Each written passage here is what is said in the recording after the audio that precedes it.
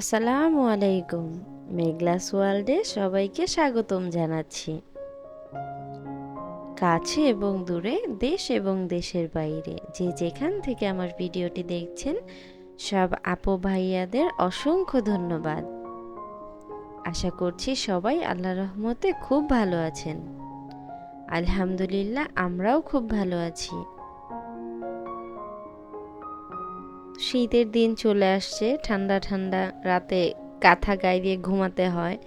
তারপর দেখা যায় কাঁথা গায়ে দিলে গরম লাগে, আবার কাঁথা ছাড়া শুলে ঠান্ডা লাগে। সেই ক্ষেত্রে ফ্যানও চলতে থাকে, কাঁথাও গায়ে থাকে, রাতে বেশ ভালোই ঘুম হয়।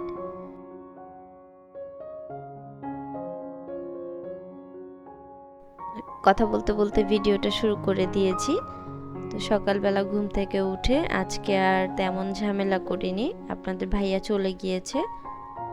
তো বাবুর জন্য একটা রুটি ভেজে দিয়েছি, চিনি দিয়ে খাবে বলল।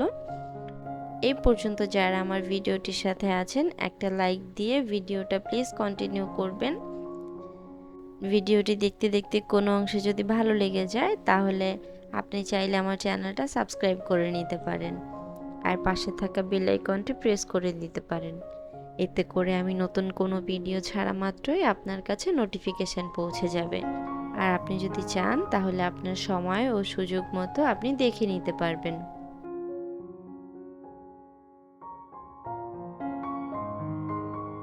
তো ওইদিকে বিছানা গুছিয়ে বাবুকে তো নাস্তা দিয়েই দিয়েছি, তারপর আমি রান্নাঘরে চলে এসেছি।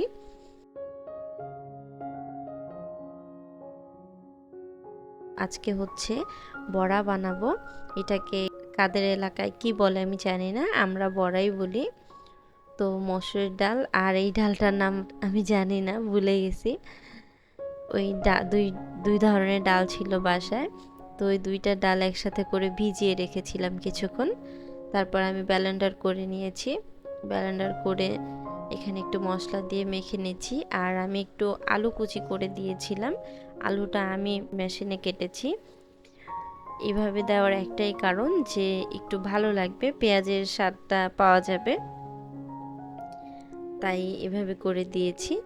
আমি এদিকে সব কিছু দিয়ে ভালো করে মেখে নিচ্ছি, আর একটু চালের গুঁড়া দিয়েছিলাম। দেখা যায় চালের গুঁড়াটা দিলে একটু মুচমুচে হয়, এই কারণে চালের গুঁড়াটা দেওয়া। কারা কারা এভাবে বড়া খেতে পছন্দ করেন, বড়া খান, কমেন্ট করে বলে দিন আমার আপুরা। তো আমি গত ভিডিওটাতে দেখেছিলাম, মাশাল্লাহ আমার ভিউ খুব ভালোই হয়েছে। ভিউ যেমন তেমন আমার আপুদের অনেক অনেক কমেন্ট ছিল, অনেক অনেক ভালো ভালো কমেন্ট ছিল। আমার খুব ভালো লেগেছে গতকালকে ভিডিওটাতে। আমি সাথে সাথে আপনাদের চ্যানেলে ঘুরে এসেছি, আমার বেশ ভালো লেগেছে। তো সবাই প্লিজ এভাবে একজন আরেকজনকে সাপোর্ট করে যাবেন।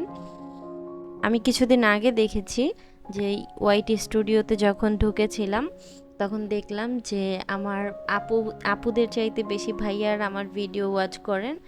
তো আমি তো কখনো আমার ভিডিওতে ভাইয়াদের কথা বলিই নি। তারপর দেখা যায় সাবস্ক্রাইবার যারা আছে তাদের চাইতে নন সাবস্ক্রাইবার বেশি ওয়াচ করে। তো নন সাবস্ক্রাইবার সাইলেন্ট যারা আছেন, সবাই প্লিজ সাবস্ক্রাইব করে একটা লাইক দিয়ে ভিডিওটা কন্টিনিউ করবেন। অনেকে আছেন ভিডিওটা দেখেন, দেখে বের হয়ে চলে যান, বাট ভিডিওটাতে একটা লাইক করেন না। আমার প্রিয় আপু ভাইয়ারা হয়তো ভিডিওটা দেখতে দেখতে লাইক করার কথা ভুলে যান। তো প্লিজ মনে করে একটা লাইক করবেন, ভিডিওটা প্লে করে একটা লাইক করে ভিডিওটা কন্টিনিউ করবেন। আপনার একটা ছোট্ট লাইক পারে আমার এই ছোট্ট ভিডিওটাকে আরও অনেকের কাছে পৌঁছে দিতে। তো প্লিজ ভাইয়া আপুরা, আপনারা ভিডিওটাতে লাইক দিয়ে ভিডিওটা কন্টিনিউ করবেন, আর কমেন্ট করে আপনাদের ভালো লাগা খারাপ লাগাটা বলবেন। আর যদি আপনি এইরকম লাইফস্টাইল ব্লগ আরও দেখতে চান, তাহলে আপনি চাইলে আমার চ্যানেলটার সাথে থেকে যেতে পারেন। তা আমার প্রিয় আপু ভাইয়াদের প্রতি আমার অনেক অনেক শ্রদ্ধা, অনেক অনেক সম্মান, ভালোবাসা। তা অনেক কথা বললাম, যদি কোনো ভুল ত্রুটি হয় আপুরা ভাইয়ারা সবাই ক্ষমা সুন্দর দৃষ্টিতে দেখবেন, ছোট বোন ভেবে সংশোধন করার সুযোগ দিবেন। কোথায় কোন জিনিসটা ভুল হয়েছে সেটা একটু জানাবেন। আমার চ্যানেলে ক্লিক করার সাথে সাথে দেখা যায় যে আমার চ্যানেলটা খুবই পুরাতন, অনেক আগে থেকেই চ্যানেলটা খোলা। আসলে অনেক আগে থেকে আমার চ্যানেলটা খোলা, বাট আমি তখন থেকে ভিডিও কন্টিনিউ করিনি। দেখা গেছে 2-1টা ভিডিও ছেড়ে আর ভিডিও ছাড়িনি, বা অলসতা চলে আসছে এরকম, ছাড়তে ইচ্ছা করেনি, সাবস্ক্রাইব হতো না, ভিউ হতো না। তাই ভাবতাম যে যেটা আমার জন্য না, এটা যারা খুব ধৈর্য নিয়ে কাজ করতে পারবে তাদের জন্যই। তো এই চিন্তা ধারণা থেকে আমি একবার ভিডিও করা বন্ধ করে দিয়েছি। প্রায় 8-9 মাসের উপরে আমি কোনো ভিডিও ছাড়িনি। তো ওই সময় আমার চ্যানেলটা একেবারে ডাউন হয়ে যায়। তারপর ইদানিং গত দেড় থেকে 2 মাস হবে, মেবি 2 মাসের বেশি হবে না। তো তখন থেকে আবার ভিডিওটা স্টার্ট করি। তারপর আলহামদুলিল্লাহ এই গত 1.5 মাসে আমার সাবস্ক্রাইবার আর ভিউয়ার্স এখানে এসে পৌঁছেছে। তো এর জন্য সবাইকে অসংখ্য ধন্যবাদ, যারা আমার সাথে আছেন আপু ভাইয়ারা, সবাইকে অসংখ্য ধন্যবাদ। আপনারা এইভাবে সাপোর্ট করে যান, আর কিছু লাগবে না, শুধু আপনাদের ভালোবাসা আর সাপোর্ট হলেই ইনশাল্লাহ আমি আমার গন্তব্যে পৌঁছে যাব। ডালের বড়াটা ভেজে নিয়েছি, তারপর এখন ডাল বাগার দিয়ে নিব। আজকে আমাদের দুপুরের খাবার ছিল ডাল আর হচ্ছে ডালের বড়া, তো বাজার করা হয়নি এখনো। আজকে দুপুরে এটা দিয়েই খেয়ে নিব। একটু খরচ কম করতে গিয়ে দেখা যায় যে ডাল ভাত খেতে হয়, তারপরও মাশাআল্লাহ আলহামদুলিল্লাহ ভালো চলে যায়।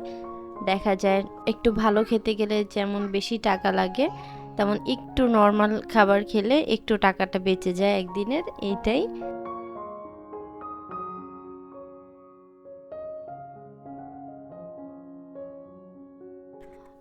অনেক আপু ভাইয়াদের মনে থাকতে পারে যে এই আপনাদের যে ছোট মেয়েটা, সেও কি এগুলো দিয়ে খাবার খেয়ে নেয় কিনা। হ্যাঁ আপু, আমাদের বাবু ও সব সময় আমরা যা খাই সেটা দিয়েই খেয়ে নেয়, কারণ ও ছোট থেকে অভ্যাস হয়ে গেছে আমাদের এই খাবারটার উপর। কখনো ওর জন্য আলাদা কিছু রান্না করিনি, কখনো ওর জন্য আলাদা করে কিছু রান্না করিনি। দেখা যেত ছোট থেকে আমাদের সাথে সাথেই খাওয়াতাম, আমাদের তরকারি আমাদের খাবারই ওকে খাওয়াতাম, সেই অভ্যাসটাই ওর রয়ে গেছে। তো এইদিকে আপনাদের ভাইয়া রাতে চাল নিয়ে এসেছিল, বলেছিলাম চাল নেই, তো চালের সাথে ফুচকা চটপটি এনেছিল, সেটাও খাচ্ছিলাম। আর আপনাদের কাছ থেকে বিদায় নিচ্ছি আজকের ভিডিওটা এই পর্যন্তই। সবার সুস্বাস্থ্য কামনা করে আজকে এখানেই বিদায় নিচ্ছি। আল্লাহ হাফেজ, আসসালামু আলাইকুম।